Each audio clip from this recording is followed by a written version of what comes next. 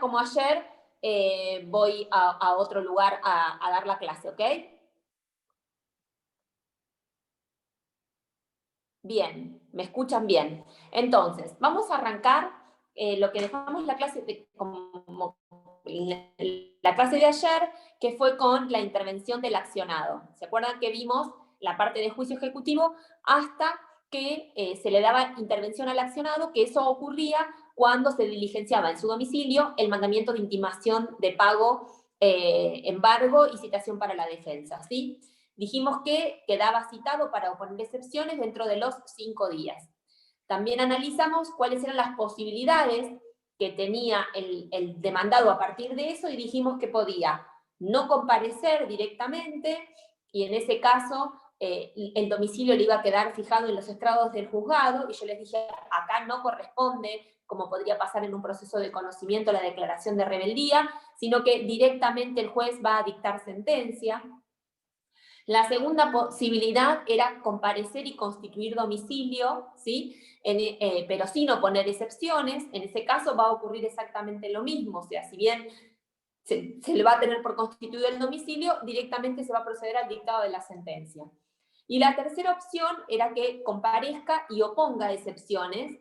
Dijimos que alguna de las enumeradas en el artículo 542, porque se acuerdan que también hablamos que respecto de las defensas, no es que el demandado tiene todas las posibilidades de argumentar cualquier circunstancia que haya ocurrido o que haya tenido que ver con el título que está planteando, sino que solamente iban a ser atendibles aquellas excepciones que están enumeradas en este artículo, en el artículo 542. Hasta ahí llegamos.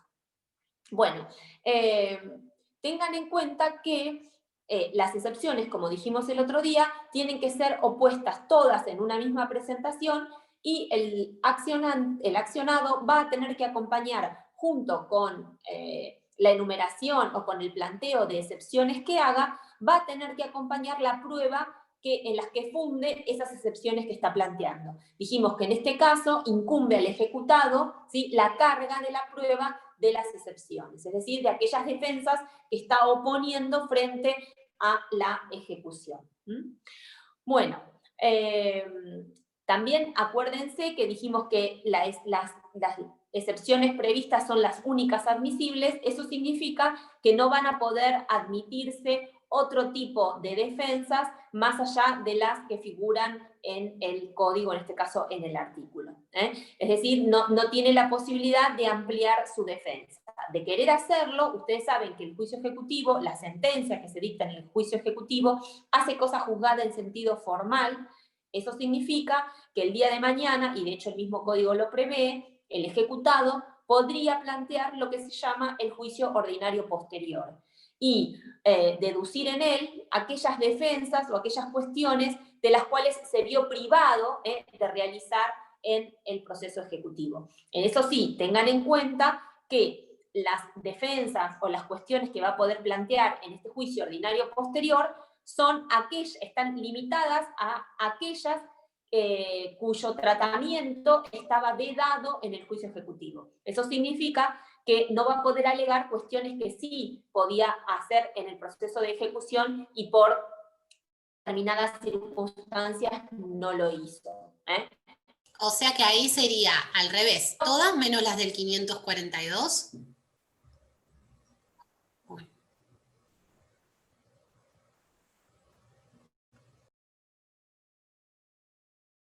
¿Se cortó o soy yo? Se cortó. Se me va tu voz. No sé qué me dijiste. ¿Sos Agustina? No, Azul me dice ahí, se cortó. Sí, se está cortando, profe, no la escuchamos. Ah, ¿no me están escuchando a mí? No. Bueno, a ver. Estás en rojo, profe. A ver, esperen. No hay manera.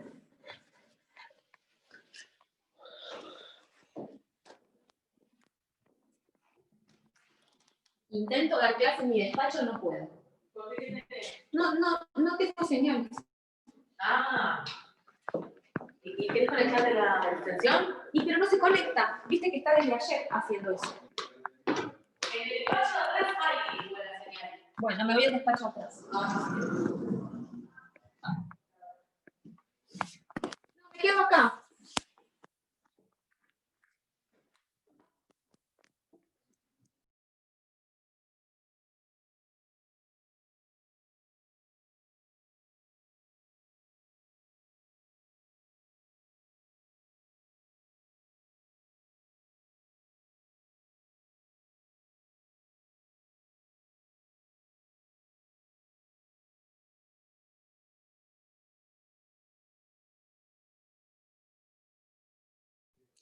¿Está mejor ahora? A ver. ¿Está Sí, mejor? Sí, ahí se escucha bien. te quiero Bueno, decir que si tenés, profe, si tenés un extensor, lo que tenés que hacer, a mí me pasa, desenchufarlo y volverlo a enchufar, porque a veces es como que se tilda el extensor. sí, lo hicimos ayer, pero vos sabés que después de la lluvia del fin de semana, no sé si, como no estábamos en el estudio, no sé si habrá habido algún corte de luz o algo, y desde ayer que nos está trayendo problemas. De hecho, recién las chicas que están acá en el estudio me decían eso, desenchufarlo y volverlo, lo tengo en mi despacho. Igual, no sé. Igual no soy muy piola con la tecnología yo, así que, en fin. Bueno, igual ahora estoy en otro lado y estoy al lado del servidor, así que no va a haber problema. Bueno, alguien me estaba haciendo una pregunta.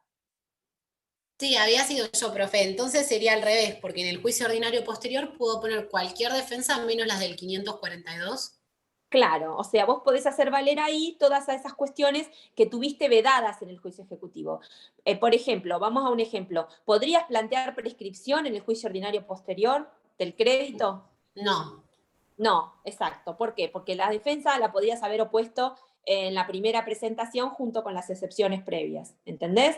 Entonces, vas a poder sí discutir en el juicio ordinario posterior aquellas cuestiones que tenés vedadas en el juicio ejecutivo. La mayoría relacionadas con la confección del título, o sea, como hablábamos ayer, con el negocio jurídico o con el negocio económico o comercial que le da nacimiento al título. ¿Me entendés? Es decir, vas a poder discutir cuestiones que tengan que ver con la confección del título, por qué se creó, cuál fue el negocio que le dio andamiaje, ¿sí? De qué cuestiones estaba integrado ese título, qué era lo que se pagaba con ese título, etc. No vas a poder discutir esas cosas en el juicio ejecutivo, porque hacen a la causa de la obligación y lo tenés vedado. ¿Eh? Bien, me encanta esa manito. Bueno, entonces estábamos en que las tenían que oponer todas en el mismo escrito dentro de los 5 días, dijimos, y con la prueba de la que intenten valerse. ¿Cuáles son las excepciones admisibles? Bueno, el 542 empieza diciendo que tenemos incompetencia, falta de personería, litispendencia, falsedad e inhabilidad de título, prescripción, pago documentado total o parcial, compensación, quita, espera, remisión, novación, transacción, conciliación o compromiso, cosa juzgada. Hasta ahí la enumeración. Después tenemos en el artículo 543 el tema de la nulidad de la ejecución y lo vemos después. ¿Sí? ¿En qué casos procede la nulidad de la ejecución? ¿Por qué digo lo vemos después? Porque la nulidad podría ser argumentada por vía de excepción o también por incidente. No necesariamente es que si no lo hacemos como excepción, no tenemos otra oportunidad, ¿sí? Se la pueden considerar como una excepción cuando lo plantean por excepción, pero también es viable hacerlo a través de un incidente. Ahora después vemos cómo. Bueno, vayamos a...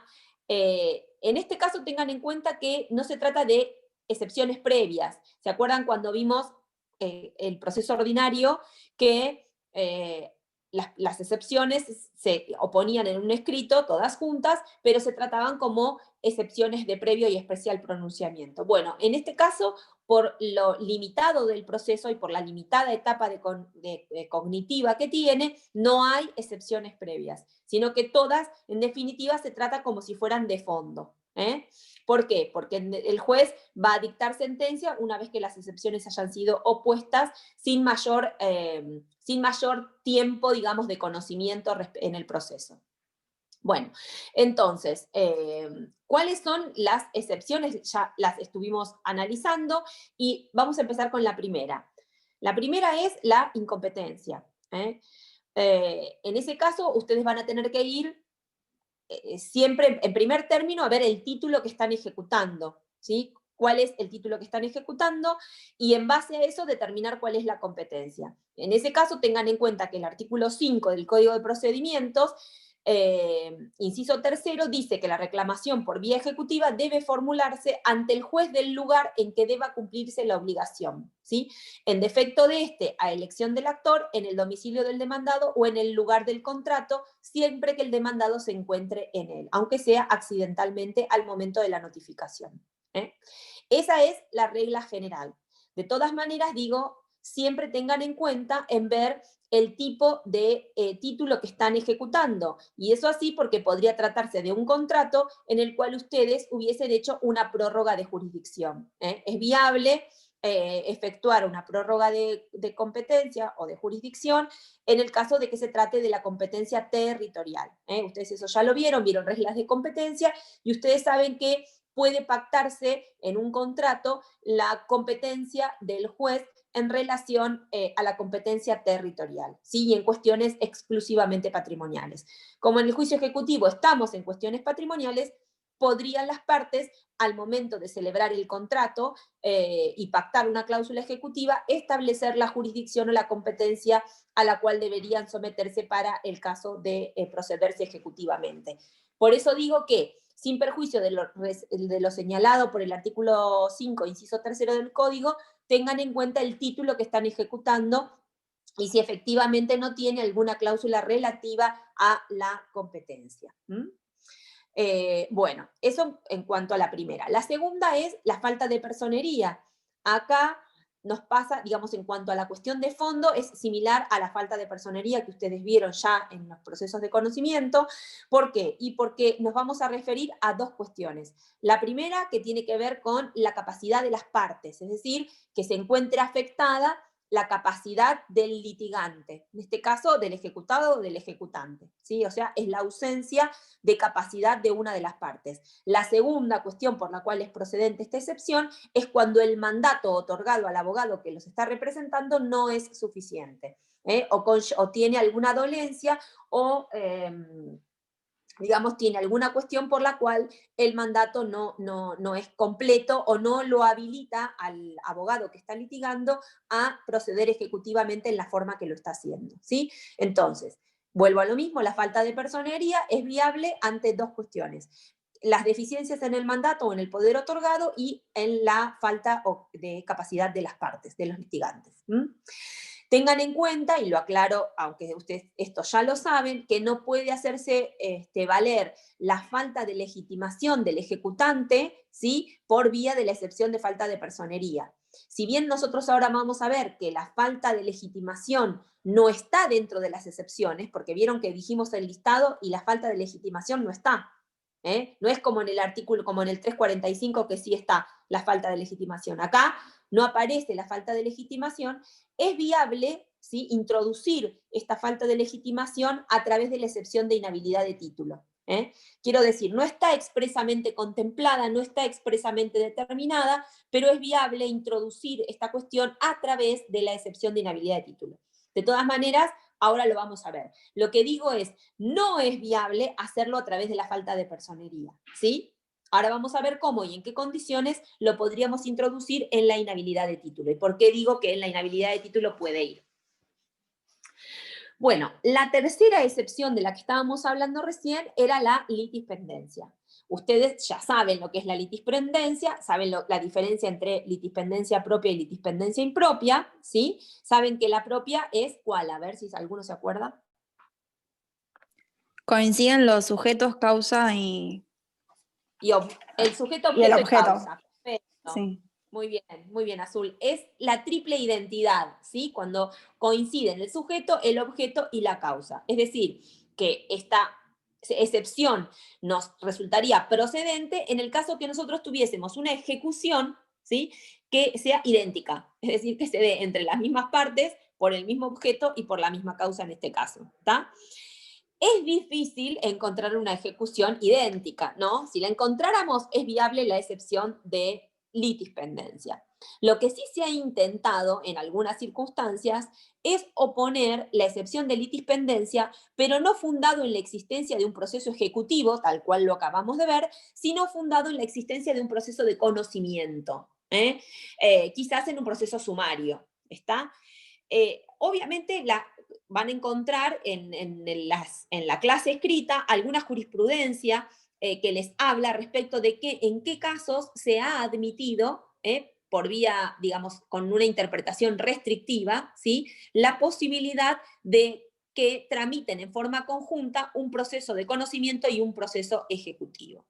Esa circunstancia se ha dado, por ejemplo, y es el caso más típico, más común que nosotros encontramos, es, por un lado, la ejecución de alquileres que realiza el ejecutante contra el ejecutado, es decir, el locador contra el inquilino porque no le paga los alquileres, y por otro lado aparece un expediente de pago por consignación efectuado por el inquilino contra el locador porque considera que no le recibe los pagos como corresponde, o porque no quiere extenderle recibo de acuerdo a la ley. ¿Se entiende? Entonces, ha habido casos en los cuales, dándose esta circunstancia, es decir, un pago por consignación por un lado y un proceso de ejecución por otro, se ha admitido en alguna circunstancia, como bien digo, la posibilidad de que esos procesos se acumulen y se dicte una sentencia única. Si bien entonces no nos vamos a encontrar frente a una litispendencia lisa y llana, ¿por qué? Porque la litispendencia, de admitirse la excepción de litispendencia, importa, obviamente, el archivo de uno de los expedientes, no la tramitación conjunta. Sabemos nosotros que si hay litispendencia, la consecuencia de la litispendencia es el archivo, ¿sí? Acá estamos hablando de una circunstancia particular, que es que frente a un proceso de ejecución se le oponga otro con características, donde se está ventilando, perdón, donde se ventilan las mismas circunstancias. Si bien a través de otro trámite, como en este caso un proceso sumario, pero las circunstancias que se dan en el proceso son las mismas, ¿sí? O la obligación que se está que se está ejecutando en el juicio ejecutivo. En esas condiciones es que no va a corresponder el archivo de ninguno, ¿sí?, sino su tramitación en forma conjunta.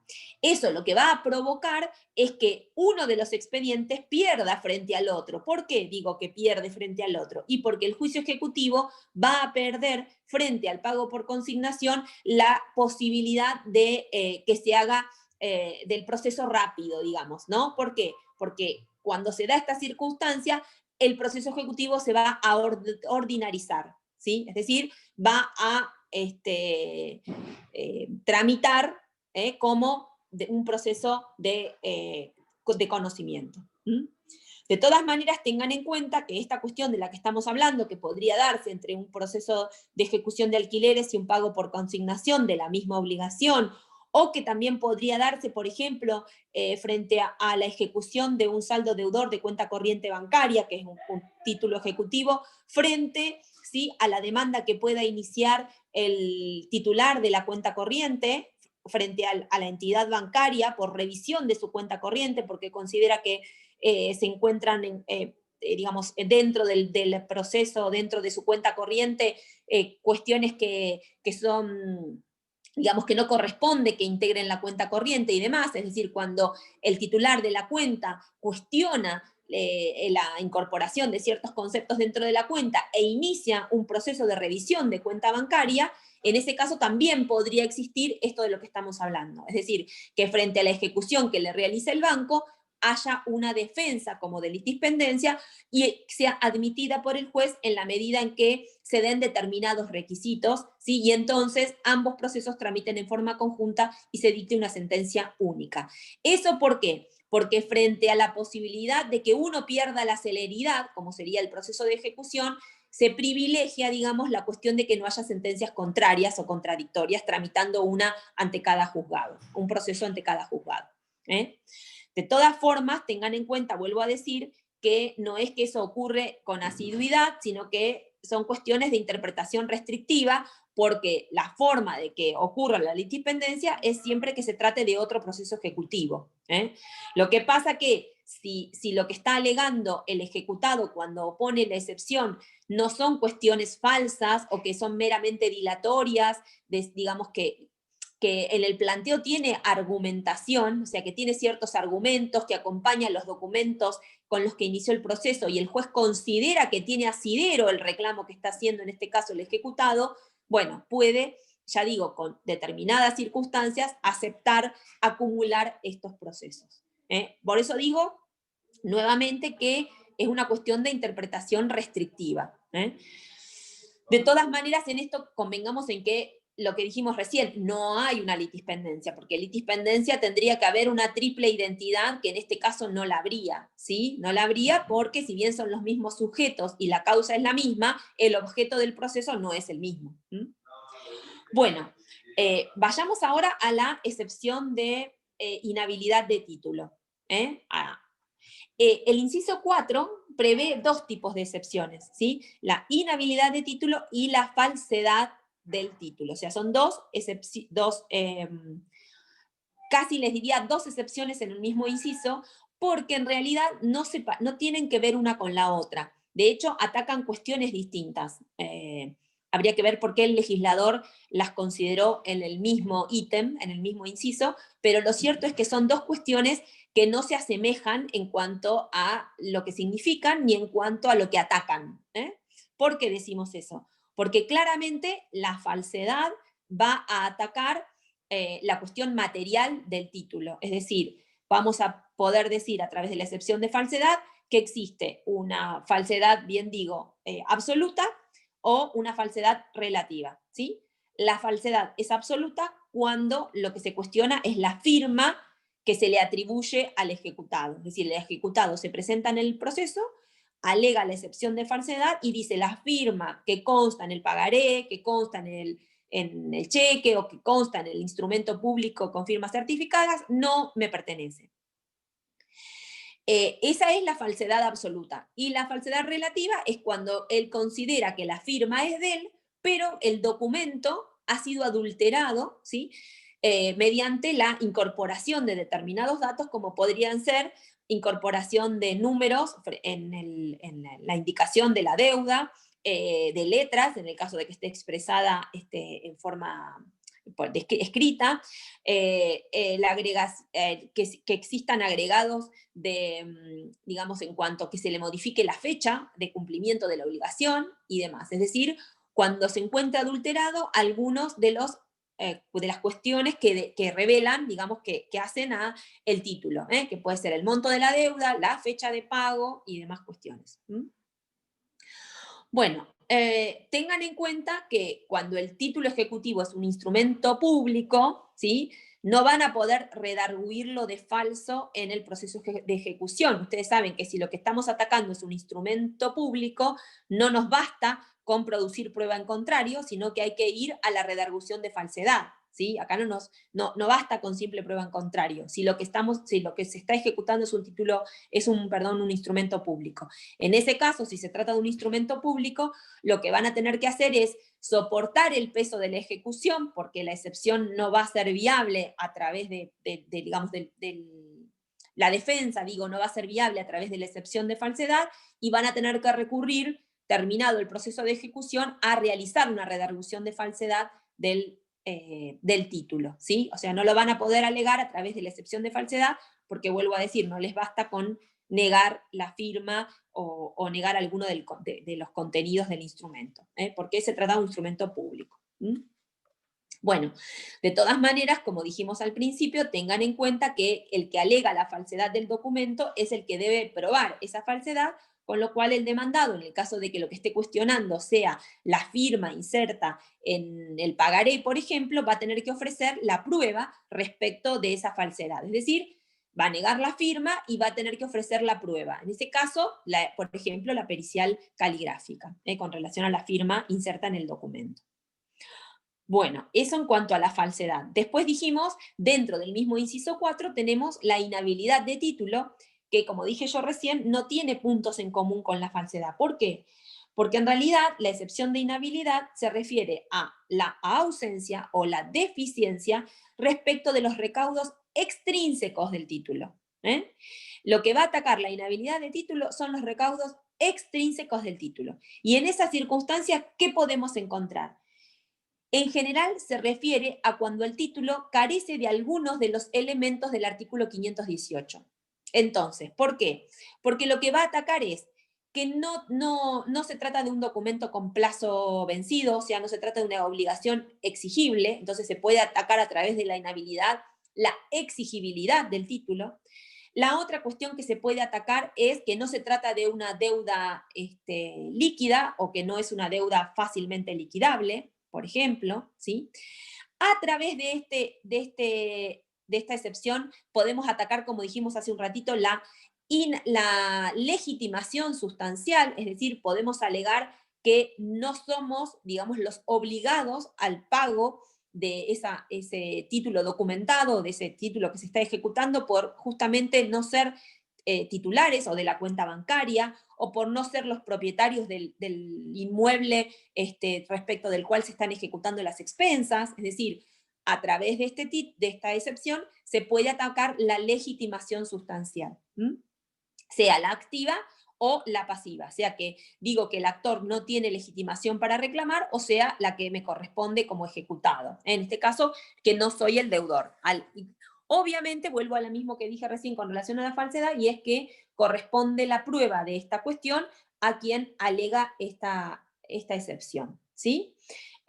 Bueno, entonces tengan en cuenta que a través de la excepción de inhabilidad de título se pueden atacar las formas extrínsecas que tienen que ver con la exigibilidad, con que no se trata de una suma líquida o fácilmente liquidable, o alguna circunstancia particular del título, es decir, que no conlleva las firmas que tendría que tener para ser título ejecutivo, que es un título que debe completarse, por ejemplo, que el banco intente, no sé, iniciar la ejecución directamente del crédito, de tarjetas de crédito, sin realizar la preparación de la vía, es decir, se pueden atacar las cuestiones que tienen que ver con las formas extrínsecas del título.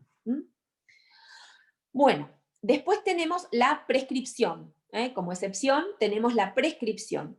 ¿Cuándo ocurre la prescripción? En forma general, nosotros sabemos que cuando transcurre el plazo que la ley dispone para el ejercicio del derecho sin que la parte lo haga. Es decir, cuando se deja de ejercer un derecho determinado durante el tiempo o durante el plazo que la ley establece para su exigibilidad. Sabemos nosotros que esa obligación luego no es exigible judicialmente, ¿sí? Acá no puedo establecerles yo un plazo específico de prescripción porque van a variar los plazos de prescripción de acuerdo al título que ustedes estén ejecutando frente al título al que se encuentren. Es decir, no es lo mismo el plazo de prescripción que tiene un cheque del que tiene un pagaré, del que puede tener un contrato, ¿sí? Entonces, vuelvo a decir lo que dijimos con relación a la competencia, ustedes tendrán que ver qué título es el que se está ejecutando por parte del ejecutante para poder establecer cuál es el plazo que tenía para iniciar la ejecución y a partir de eso contar los días y ver si efectivamente está cumplida la prescripción o no. Al igual que pasa con el resto de las excepciones, lo que decimos siempre, la prueba de la excepción de prescripción, en este caso de que transcurrió el plazo, corresponde al ejecutado, ¿sí?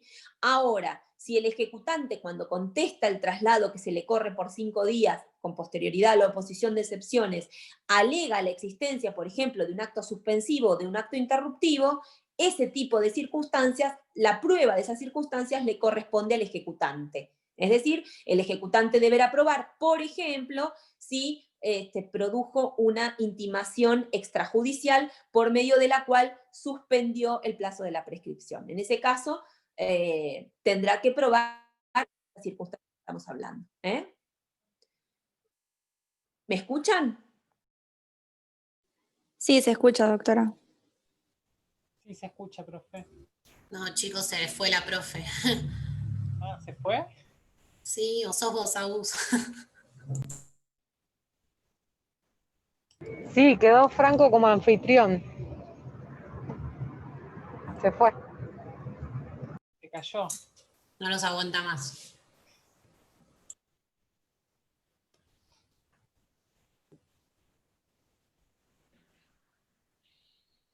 Se me fue. Ahora volvió. Ahora volvió. ¿Estamos? Bueno, profe, ¿puede repetir lo de, en el caso que el ejecutante es el que tiene la carga de la prueba, cuando hace pagos parciales? No, no estábamos en pagos parciales, estábamos en prescripción. Sí, sí, estoy en prescripción, pero yo acá tengo en el apunte que dice, si el pago es parcial, procederá por el porcentaje pagado y por el mismo será condenado. Ahí te está yendo la excepción de pago, no la de prescripción. No, estoy en prescripción, profe. Pues entonces está mal el apunte, porque no puede ser. No Ah, hay- o sea, si hay pago, no hay prescripción. Es más, Ah. serían excepciones básicamente incompatibles. claro, no, está mal el apunte porque a todos le pusieron 1, entonces yo pensé que era como un anexito que estaba hablando, como vos habías dicho, si hubiera pagado, entonces pensé que por ahí si pagaba parcialmente tenía la carga de la prueba el otro, nada que ver. No, pero no, yo no dije si había pagado, dije si hubiese intimado, o sea, suponete que Claro, ahí se cortó. el ejecutado opone la excepción de pago, perdón, ahí otra vez, ahora yo, opone la excepción de prescripción y el ejecutante considera que hubo algún acto de suspensión o de interrupción de la prescripción. Le corresponde al ejecutado la prueba respecto de la ocurrencia del plazo, del término, y al ejecutante la prueba respecto de haber acaecido esa suspensión o esa interrupción. Bárbaro. ¿Este sería ¿No? el único caso en el que se da prueba y contraprueba? No, no es el único caso. Ok. No, No, podría. ese en realidad en general, profe, ¿no? Porque es acto ¿Cómo? interruptivo. Que en realidad la carga de la prueba es porque es acto interruptivo o suspensivo. Claro, exacto, Claro. tal cual. Suponete que vos intimaste extrajudicialmente. Nosotros sabemos que la intimación, si tiene los requisitos del Código Civil, es decir, que fue diligenciado a la persona que se constituye el deudor por la obligación que estamos reclamando en su domicilio, suspende el curso de la prescripción. En eso estamos todos de acuerdo, al menos por el plazo de 6 meses, ¿sí? ¿Sí? Sí. Entonces, ¿Sí? si yo hubiese cursado una carta documento con esos requisitos, estoy acreditando en el expediente la ocurrencia de un plazo de suspensión, ¿sí? Supongamos que el demanda, entonces yo cuando planteo la ejecución tengo que acompañar el título, ¿sí? Acompañar la carta documento y ofrecer como prueba informativa el oficio al correo para el caso de que me resulte negada, ¿sí?, la recepción de esa carta documento, porque yo ya sé que es probable que el ejecutado me venga con la prescripción, si por ejemplo el plazo de prescripción era de 1 año y pasaron 1 año y 3 meses. Entonces yo como ejecutante acompaño el título, acompaño la carta documento donde interrumpo la prescripción sin decir nada, la acompaño simplemente y ofrezco como prueba informativa supletoria el oficio al correo argentino o al correo del cual sea, ¿sí?, a los efectos de que ese correo determine si efectivamente esa carta fue recepcionada o no. Porque podría pasar que el ejecutado me oponga a la excepción de prescripción y me niegue la recepción de la carta documento. ¿Entienden? Sí, profe, Entonces, bárbaro. él tiene que probar la excepción de prescripción, el ejecutado, pero el acto interruptivo que yo voy a alegar cuando conteste ese traslado lo tiene que probar el ejecutante, o el acto suspensivo, ¿sí? Por suspensión hablamos de una interpelación extrajudicial. Por acto interruptivo, la promoción de la demanda, por ejemplo, ¿sí? O, como vimos ayer, podría ser un acto interruptivo el planteo de una medida cautelar. ¿Se acuerdan que dijimos que nosotros podíamos incluso las medidas cautelares solicitarlas antes del mandamiento de intimación de pago y embargo? ¿Sí? Puedo haber pedido una medida cautelar y con eso interrumpo la prescripción. Acto interruptivo. ¿Mm?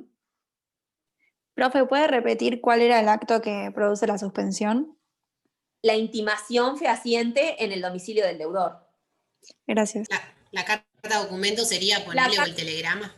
Tal cual. Carta documento, telegrama, A veces uno lo simplifica, pero por ejemplo podría ser un acta notarial de requerimiento también, donde le intimo el pago a través de un notario, de un escribano que va a su casa y lo intima. ¿Me entienden? Cualquier acto documentado que constituya una interpelación fehaciente. Lo simplificamos diciendo una carta documento, pero nada escaparía a que fuera, por ejemplo, un acta notarial. A veces cuando uno está muy, muy ajustado con los plazos, piensa, si mando la carta documento y tarda una semana en llegar y demás, no tengo exactamente el plazo. voy a su casa con un escribano y hago un acta notarial donde le requiero el pago de la deuda, donde lo intimo, y con eso me certifico que tengo una intimación fehaciente y suspendí el plazo de la prescripción por 6 meses. Quiero decir, lo aclaro porque no es solo una carta documento, hay otras formas de hacerlo. Es más práctico, digamos. Es más costoso también, pero bueno, a veces es necesario, digamos. Hay opciones cuando nos aprieta el plazo, el tiempo. Y ahí es donde hay que usar la cabeza los abogados. Bueno, vamos entonces ahora sí a pago documentado, que puede ser total o parcial. ¿Sí? El pago, ustedes ya saben que es uno de los medios de extinción de las obligaciones. Por lo tanto, si el deudor pretende alegar el pago respecto de la deuda que se le está reclamando, lo que va a tener que hacer, como dice la excepción, es acompañar los documentos que avalen esa circunstancia de pago, ¿sí? En ese caso, los documentos tienen que constar se tiene que ser un documento escrito, por eso habla de pago documentado, la excepción, es decir, se tiene que tratar de un documento escrito, y que tener las características suficientes para constituir, por ejemplo, un recibo. Es decir, tiene que ser de fecha, básicamente de fecha posterior a la creación de la obligación o al del plazo previsto en la obligación, o sea, de fecha posterior. Tiene que emanar del ejecutante, tiene que emanar del ejecutante o de un mandatario con poder suficiente, ¿sí? Y obviamente, dijimos, tiene que ser por escrito. Y estar referenciado a la obligación que se está cancelando. En este caso, profe, si ya pagó, ponele, no sé, un día antes ya está, le llevaron el mandato, lo están ejecutando y paga. ¿Eso ahí se termina? ¿Sería una excepción o no se llega a eso? ¿Vos me estás hablando si paga cuando lo intiman de pago? Sí. No, porque cuando lo intiman de pago ya es tarde a los efectos de las costas, por ejemplo, o de que sea, digamos, un elemento suficiente para la excepción de pago, porque en realidad es tarde. Claro, o sea que la fecha tendría que ser posterior a la celebración del contrato, del título, y anterior a la intimación de pago. A la intimación de pago por mandamiento. Por mandamiento, claro, sí. A la ejecución. Ahora, si me intiman por carta documento y yo voy y pago, e igual el ejecutante, porque, no sé, por la razón que sea, me inicia la ejecución, ahí sí la puedo oponer la excepción de pago, ¿me entendés? O sea, si es una interpelación extrajudicial, sí puedo. Y es válida como excepción. En el otro caso, el juez no nos va a hacer pagar 2 veces, pero el pago se tendrá en consideración al momento de practicarse la liquidación, pero las costas por la ejecución las tengo que pagar igual, porque fue tarde el pago. ¿Sí? Bueno, entonces, el pago, para terminar, digamos, el pago tiene que ser, dijimos, documentado, tiene que emanar del ejecutante o del mandatario con poder suficiente, tiene que referirse expresamente al crédito que se está ejecutando y, bueno, y tiene que ser, como dijimos, por escrito, o documentado, de alguna forma documentado. Y digo esto porque a veces uno piensa exclusivamente en un recibo que emane del acreedor y a veces hay limitaciones, sobre todo, bueno, por ejemplo, en este último tiempo, ustedes saben que con el tema de la pandemia, cada vez más se ha optado por registrar pagos por vía de transferencia, por vías electrónicas, ¿sí? Entonces, hoy es viable que aun cuando ese pago, ese documento no emane del acreedor, ¿sí? ¿Por qué? Porque no tengo un recibo firmado por el acreedor, la constancia de la transferencia, la constancia del débito, la constancia que, digamos, que me emite el cajero automático si yo realizo un depósito bancario, debería admitirse como pago, ¿sí? Sin perjuicio de que a los efectos de refrendar ese documento, que para nosotros es un instrumento privado porque no tiene firma, es un instrumento particular porque no lleva firma de nadie, pueda ser refrendado quizás por una prueba informativa para el caso de que el ejecutante lo desconozca. Pero digo, No nos cerremos a pensar que solamente un recibo que emana del acreedor es suficiente para la oposición de la excepción de pago, sino que podría tratarse de otra forma de pago, como hoy, vuelvo a decir, nos han obligado básicamente a todos a movernos por medios electrónicos. Así que la constancia de la transferencia bancaria que extraen del banco, el ticket que les pueda dar el cajero automático, ¿sí? La constancia del débito en su tarjeta de crédito, no sé, la forma en la cual ustedes hubiesen instrumentado, o su cliente, en este caso el pago, puede ser viable la oposición de la excepción que estamos analizando, siempre y cuando ofrezcan como prueba supletoria la informativa respectiva, sea al banco para que acredite la transferencia o para, sí, a la tarjeta de crédito o a lo que fuera. Profe, Así acá que, yo tengo un comentario y duda. En la primera parte de la cursada, no me acuerdo qué profe nos dijo que en estos casos sí o sí tiene que ser a la cuenta de la persona con la que estamos contratando, o sea, con la que tuvimos el contrato, la obligación. Que si, por ejemplo, con esto en la pandemia está pasando que vos no tenés cuenta y te dedicás a hacer cosas. Si yo te tengo que pagar y me pasás la cuenta de tu hermana. Como que eso no me, no si te ellos me quieren habilita, sí, a es la verdad. excepción de pago. ¿Eso es así para esto también? ¿No hay forma de mostrarlo? Sí, a ver, tendrías otras formas de demostrarlo. Es verdad lo que estamos hablando, es cierto. Lo que sí vos tendrías que asegurarte como consumidor, si es en una obligación de consumo, que al momento de pasarte los datos de la cuenta bancaria donde debes transferir, que tengas una autorización expresa del acreedor. Es decir, yo creo que si yo me encontrara en tu situación, yo a mi cliente le diría, bueno, ¿y cómo llegaste a depositar en esta cuenta? Porque me mandó un mail y me dijo que no tenía cuenta bancaria o que la tenía embargada o alguna circunstancia así, por lo cual yo cumplía con el pago depositándole en esta cuenta. ¿Y eso no es Entonces, en juicio posterior de conocimiento que voy a tener que decir eso? si es viable probarlo con en líneas, digamos, en forma sumaria en el juicio ejecutivo,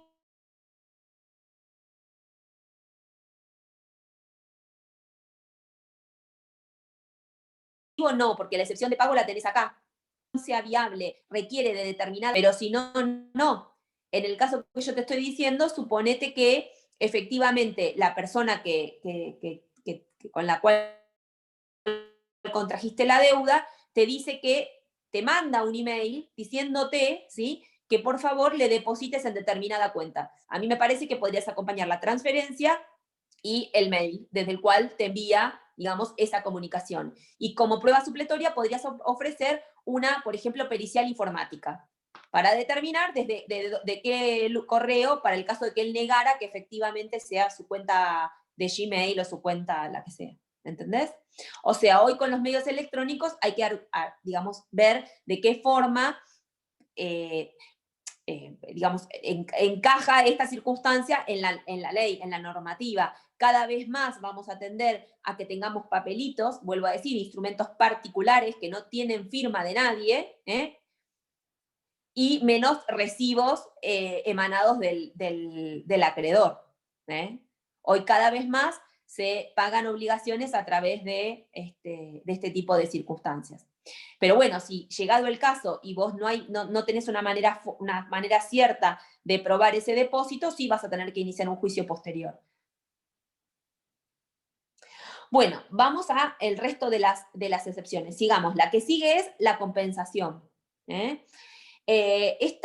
La compensación, ustedes saben lo que significa compensar, en definitiva, es cuando una de las partes tiene un crédito y la otra tiene también otro crédito, quizás de menor envergadura frente al crédito principal, y entonces las obligaciones pueden compensarse, ¿sí?, hasta el límite de la de menor valor. Es decir, si uno le debe 100 y el otro le debe 800, podría oponer la excepción de compensación por los 800 y solo deberle 200. ¿Estamos? Eso es la compensación. Ahora, para que sea viable la compensación como excepción en un juicio ejecutivo, tiene que darse determinados requisitos. Y es que el título en el cual yo tengo para ejercer la compensación, es decir, la obligación que tiene el ejecutado para compensar, ¿sí?, tiene los requisitos del 518. Si no tiene los requisitos del 518, no voy a poder compensar, ¿sí? Porque yo no le podría obligar al acreedor, ¿sí? O intentar compensar con él. Por ejemplo, él tiene una obligación líquida para ejecutarme y la mía es ilíquida. O sea, yo tendría que recurrir a un procedimiento para poder obtener el monto de ese título que le voy a reclamar el día de mañana. Si yo tengo una obligación líquida y una obligación ilíquida, no es viable oponer la excepción de compensación, ¿sí? Para poder oponer la excepción de compensación, el ejecutado tiene que tener la obligación que pretende compensar documentada en un título que traiga pareja de ejecución y que tenga los requisitos del 518.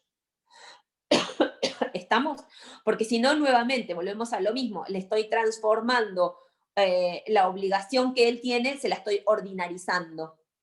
La posibilidad de ejecutarme se la estoy ordinarizando si yo lo someto a que tiene que esperar a que yo determine la liquidez de mi obligación para poder ser viable la compensación. Por eso digo, para que resulte viable la compensación, tiene que tener los requisitos del 518. Es decir, tratarse de una obligación de dar sumas de dinero, que esa obligación sea exigible y que el crédito sea líquido o fácilmente liquidable. Bueno, la otra excepción que sigue es quita, espera, remisión, novación, transacción, conciliación y compromiso. En este caso, al igual que vimos recién con el pago y con la compensación, requiere que esta excepción sea documentada. No es válida oponer este tipo de excepción si no tengo documentos que me avalen.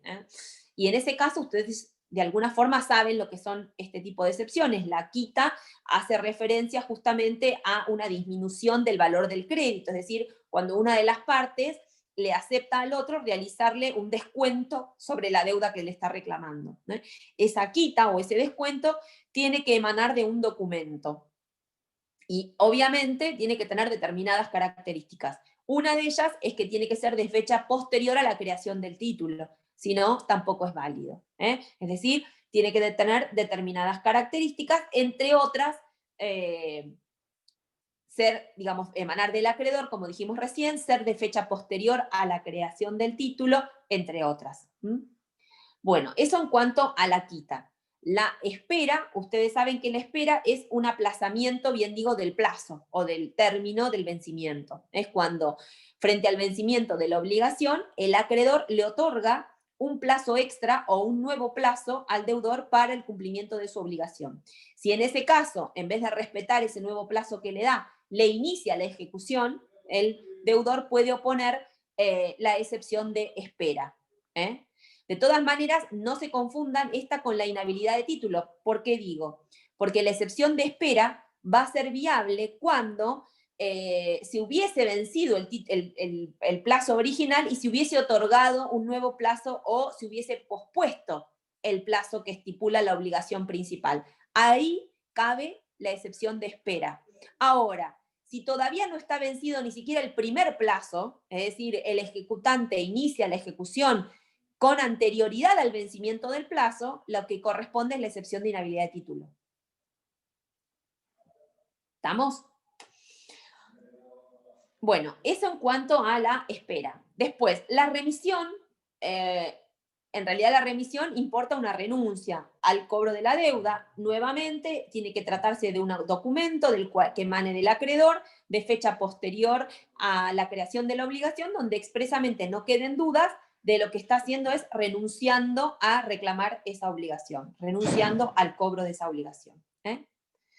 Después tenemos la novación. En ese caso, la novación nos habla de la transformación de una obligación en otra. ¿Cuándo se produce la novación? Cuando las partes celebran un contrato con posterioridad a la creación de la obligación primigenia, por la cual la dejan sin efecto y la transforman en otra. ¿Sí?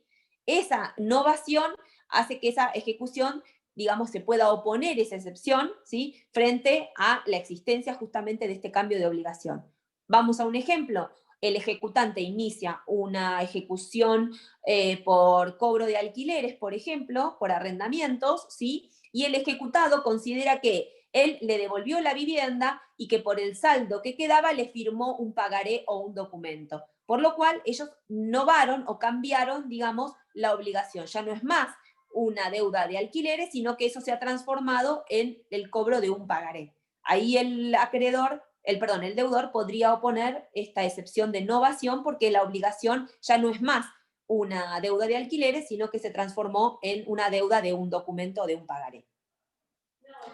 Bueno, después tenemos la transacción.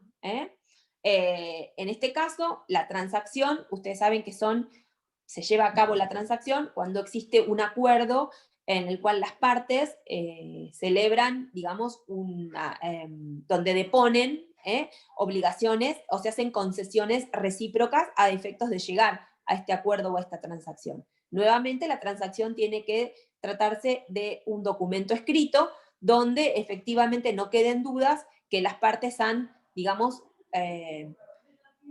que dejado sin efecto la obligación principal a través de haber llegado a este acuerdo o a esta transacción.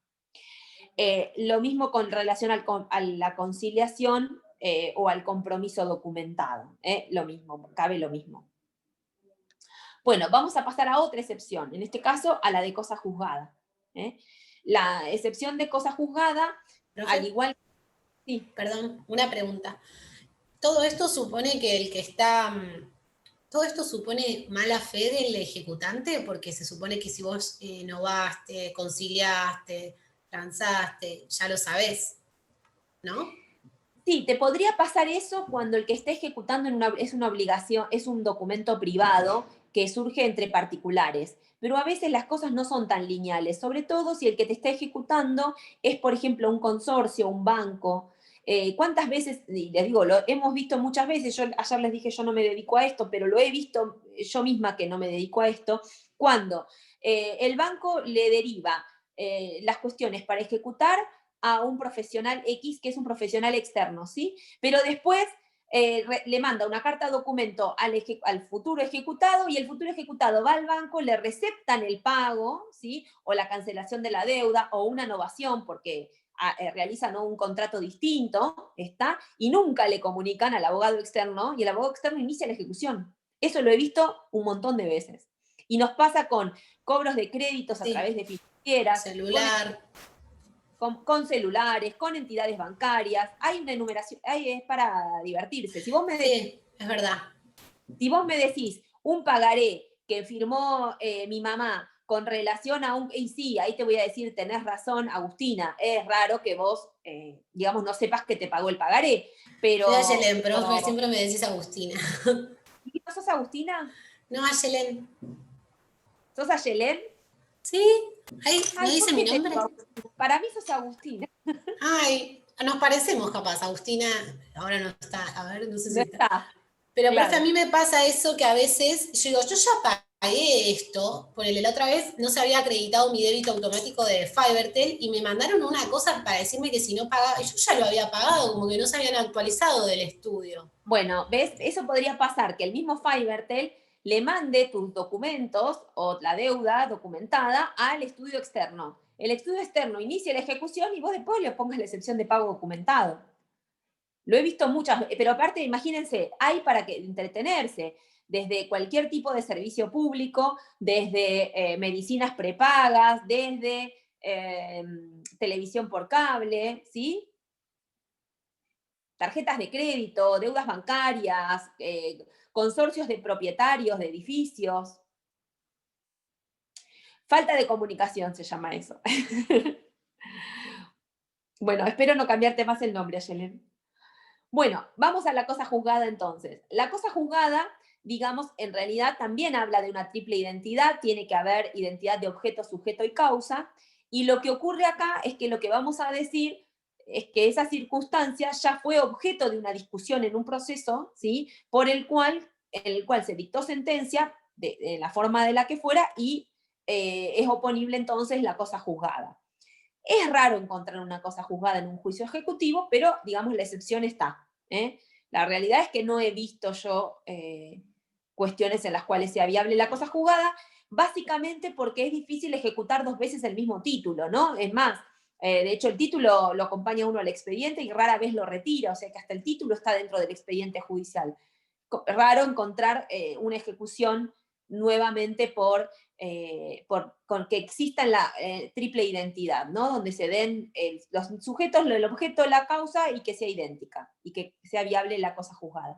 Pero bueno, si existiera, es viable oponer la excepción de cosa juzgada, tiene que darse la triple identidad, como estamos diciendo, y acompañarse, junto con la excepción, los datos del expediente en el cual recayó sentencia para que sea viable esta excepción. Y si tuviéramos, obviamente, un testimonio de la sentencia de tránsito y remate que se dictó en el expediente anterior. Bueno, hasta acá la enumeración de las excepciones. ¿Qué es lo que pasa con ellas a partir de que son opuestas? Dijimos la clase pasada que opuestas las excepciones con las pruebas de las que intente valerse el demandado, se le va a correr traslado al actor por el plazo de 5 días. Dijimos que ese plazo corre por la notificación es por nota, ¿sí? Excepto que se trate de la excepción de prescripción, cuya notificación es por cédula, ¿sí? En el resto de las excepciones, la notificación es por nota. En este caso, el ejecutante, ¿qué puede hacer? El ejecutante puede contestar ese traslado o no contestarlo. O sea, no tiene obligación de responder lo manifestado por el ejecutado. Pero, en general, obviamente, el ejecutante lo hace y, como decíamos hace un ratito, podría ser que requiera algún tipo de prueba por parte del ejecutante. En el caso de, como hablamos hace un ratito, de la excepción de prescripción, por una cuestión de que hubiese mediado algún acto de suspensivo o interruptivo. Si no, es raro que sea el ejecutante el que debe probar, porque dijimos que la prueba de las excepciones le corresponde al ejecutado. Tengan en cuenta que en forma previa a correr traslado, el juez va a analizar si las excepciones son de las viables, es decir, son de las contenidas en el artículo 542 o 543, porque de lo contrario, ni siquiera va a correr traslado, va directamente a rechazar las excepciones y va a dictar sentencia de tránsito y remate. O sea que para que el juez corra traslado se tiene que tratar de alguna de las excepciones previstas. Aun cuando el demandado las hubiese llamado mal, o sea, si se hubiese equivocado en el nombre de la excepción, eso no le quita validez a su excepción. Lo que le quita validez a su excepción es el contenido. Si lo puso mal el título, eso no le va a quitar, digamos, la fuerza a la excepción, pero porque en ese caso el juez puede enderezar el nombre de la excepción, lo que el juez no puede es considerar defensas, como dijimos hace un ratito, que no son de las previstas. Bueno, entonces, en esa circunstancia, volvamos a pensar que las excepciones son las admisibles y entonces el juez corre traslado. Ya dijimos que el ejecutante puede contestar o no contestar el traslado, y en ese caso el juez toma la decisión de, si considera que las excepciones opuestas pueden tramitar como de puro derecho, lo que corresponde que haga es que dicte sentencia dentro del plazo de los 10 días. Reitero lo que les dije ayer en relación a que no existe declaración de puro derecho. O sea que no es que va a haber un auto judicial en el cual el juez disponga que las excepciones tramitan como de puro derecho. Eso no. Eso que pasa en los procesos de conocimiento no pasa acá. Lo que sí pasa es que el juez considera que esas excepciones tramitan como de puro derecho y entonces directamente dicte sentencia. Como podría ser el caso de que esté opuesta a la prescripción, solo hay que computar los plazos porque no se alegó ni suspensión ni interrupción, y entonces el juez considera que esa excepción es de puro derecho y entonces directamente dicta sentencia dentro del plazo de los 10 días. Lo mismo, por ejemplo, si es incompetencia y no requiere ningún tipo de prueba.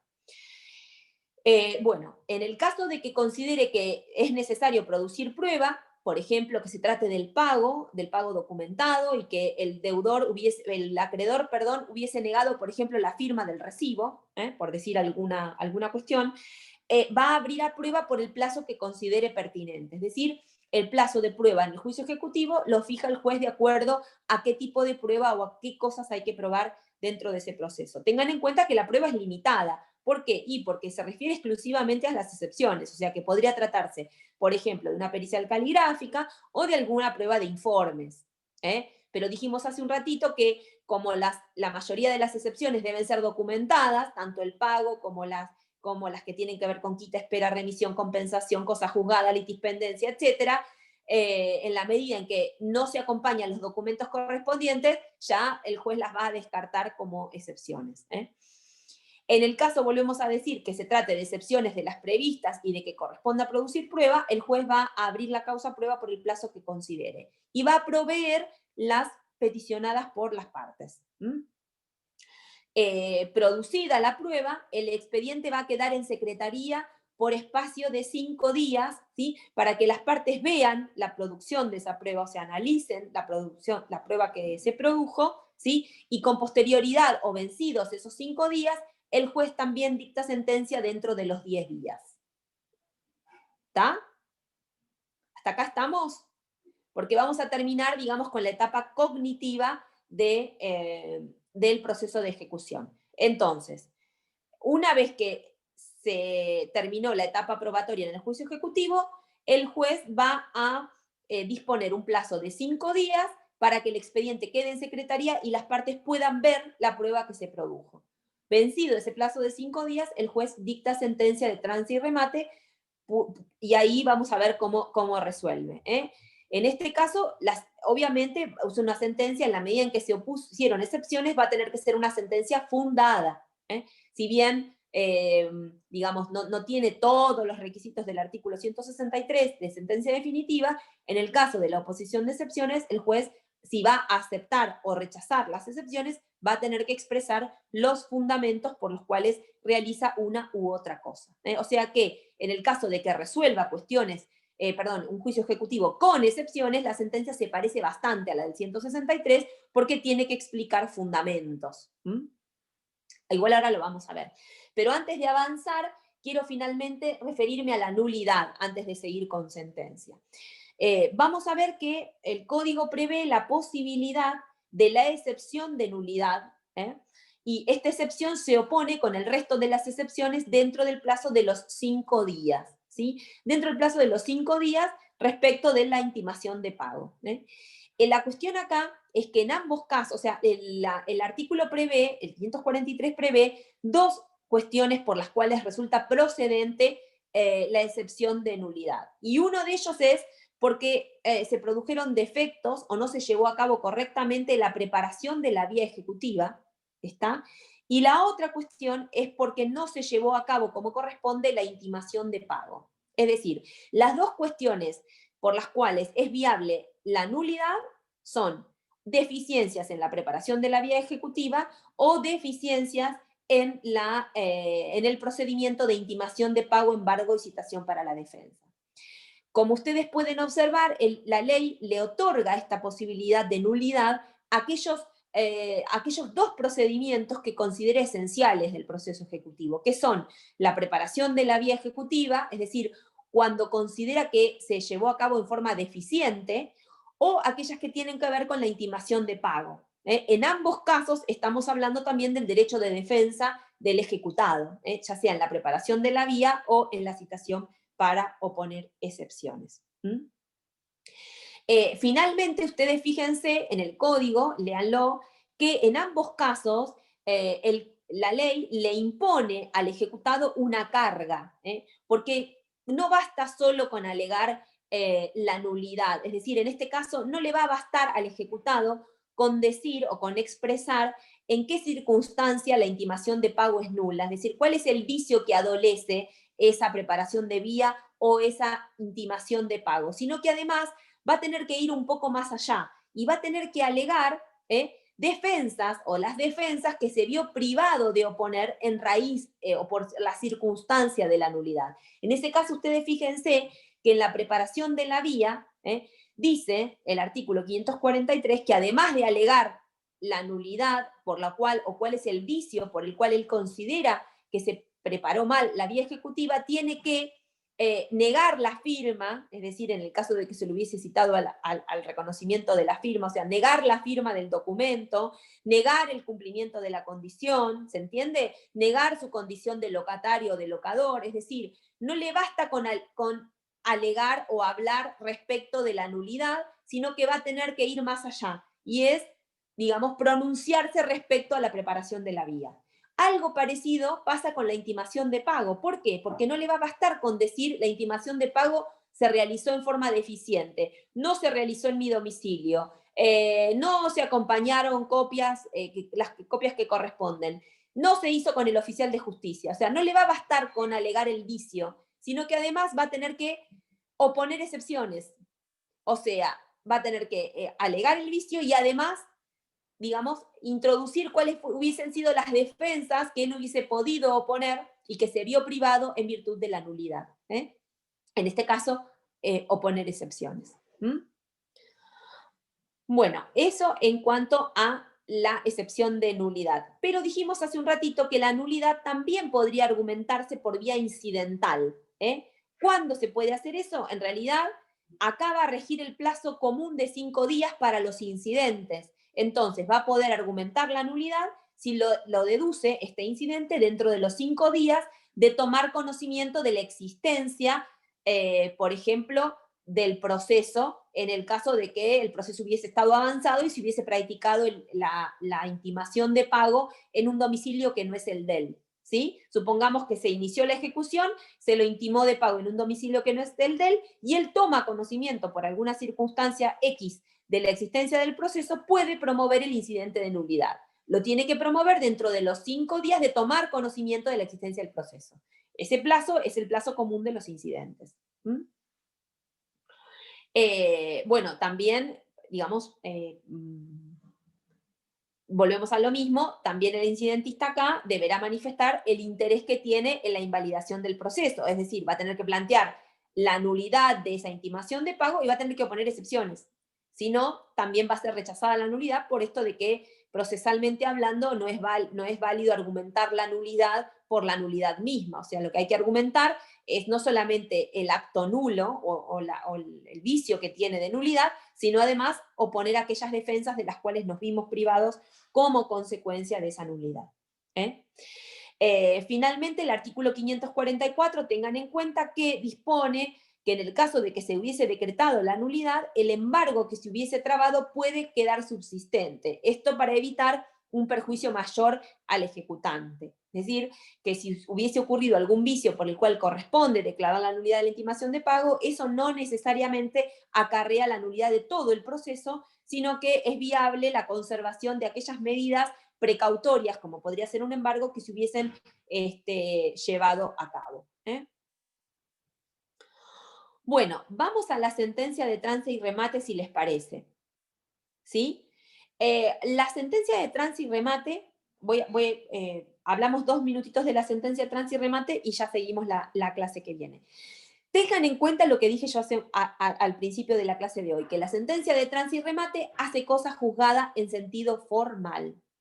Eso quiere decir que si bien le va a poner fin al proceso ejecutivo una vez que esté firme, a ver, la sentencia de trance y remate obviamente es apelable, tanto para el ejecutante como para el ejecutado. Después vamos a ver en qué condiciones. Pero una vez que esa sentencia está firme, pasa en autoridad de cosa juzgada. Esa sentencia hace cosa juzgada en sentido formal. Pero, respecto de determinadas cuestiones, hace cosa juzgada en sentido material. O sea, no es válido decir que hace cosa juzgada en sentido formal en general. ¿Por qué decimos que no es válido argumentarlo de esa manera? Porque hay cuestiones respecto de las que hace cosa juzgada en sentido material. Por ejemplo, ¿cuál? ¿Les parece a ustedes que va a ser cosa juzgada en sentido material? Si vos desconocés lo que decía el título o lo que le dio inicio al negocio jurídico, querés explicar que en verdad lo que querías decir. No, pero Ayelén, en eso va a ser cosa juzgada en sentido formal, porque no te lo van a permitir discutir. Y en el pago. Claro, exactamente. La prescripción también. Me confundí. La prescripción, muy bien, exacto. Aquellas defensas que fueron discutidas y que estaban permitidas en el proceso ejecutivo, hace cosa juzgada en sentido material. Yo no voy a poder discutir el pago documentado en otro expediente si lo pude discutir acá. Y porque no me di cuenta no puse la excepción. Lo mismo la prescripción. Entonces, respecto de esas cuestiones, hace cosa juzgada en sentido material. De hecho, vamos a ver la clase que viene, cuando hablemos de la posibilidad de interponer un recurso extraordinario, ustedes saben que, porque ya vieron recurso extraordinario, que uno de los requisitos para oponer un recurso extraordinario ante la Suprema Corte es que se trate de sentencia definitiva. ¿Estamos de acuerdo? Si decimos que la sentencia del juicio ejecutivo hace cosa juzgada en sentido formal, estaríamos diciendo que no hay una sentencia definitiva con la definitividad, digamos, de la que habla la Corte. Sin embargo, hay casos en los cuales es aceptado el recurso extraordinario, y son justamente en esos casos en los cuales el tratamiento de la excepción pone fin a la discusión. O sea, no es posible volver a hablar o volver a discutir esta cuestión. El caso típico es el de la prescripción, como bien dijiste. El Bueno, profe de Cerro sí. nos dio un ejemplo cuando dio recursos y A ver. del juicio de ejecutivo, y dio el ejemplo del fiador. En la ejecución de alquileres, dice, si el fiador resulta legitimado pasivo en la prórroga del plazo contractual convenida entre locador y locatario, esa sería una cuestión definitiva para el juicio ejecutivo, es pasible de recurso extraordinario. Claro. O sea, él habló de la posibilidad de extensión de cuando el fiador plantea que él no participó en la extensión del contrato y le quieren extender las obligaciones digamos, al periodo de prórroga, ¿no? A eso se refería. Sí. Para el fiador es definitivo, claro, esa discusión. Ese es el ejemplo que él nos dio en juicio ejecutivo y sentencia definitiva. Claro, a ver, es un ejemplo para que ustedes vean que cuando hablamos del aspecto formal de la cosa juzgada, si bien nosotros decimos que, porque cuando hablamos de cosa juzgada formal, básicamente nosotros decimos que si bien es inmodificable una vez que queda firme, o sea, no es que se puede modificar una vez que queda firme, puede existir un juicio ordinario posterior donde se habilite discutir todo aquello que no se pudo discutir en este proceso y que entonces termine cambiando, digamos, o modificándose de alguna manera esa sentencia por una posterior. ¿Se entiende? Pero bueno, siempre y cuando se trate de cuestiones que estaban vedadas al juicio ejecutivo. Si no, digamos, en cuestiones que no están vedadas al juicio ejecutivo, como podríamos hablar de la prescripción, hace cosa juzgada material. Porque no lo vamos a poder discutir. Y una de las pautas que tenemos para interpretar eso es que la Corte ha aceptado recursos extraordinarios. Bueno, nos quedamos acá, así no los embarullo tanto y seguimos mañana. Total, tengo mañana y tengo creo que el lunes también para darles clase. Así terminamos bien todos los puntos. Mañana arrancamos con los recursos contra la sentencia y ya nos metemos en la etapa ejecutiva propiamente dicha que tiene que ver con la subasta. ¿Sí? Ya terminamos con la etapa cognitiva. ¿Estamos? Bueno, les mando un saludo, cualquier cosa, ya saben, mañana o el lunes vamos a seguir con las clases y bueno, y nos vemos mañana.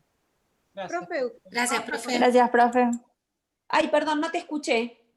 ¿Trabaja con la doctora de Bandi usted? ¿Hola? Hola, ¿se escucha? ¿Con Leandra? Hola, Sí. hola. Sí, te escucho. Hacemos ¿Trabaja? muchas cosas juntas, sí. Sí, porque yo trabajo en el juzgado y hoy la vi y me acordé automáticamente de usted. Y yo dije, yo las he visto juntas. Sí, hacemos un montón de cosas juntas, sí. No sé si era usted.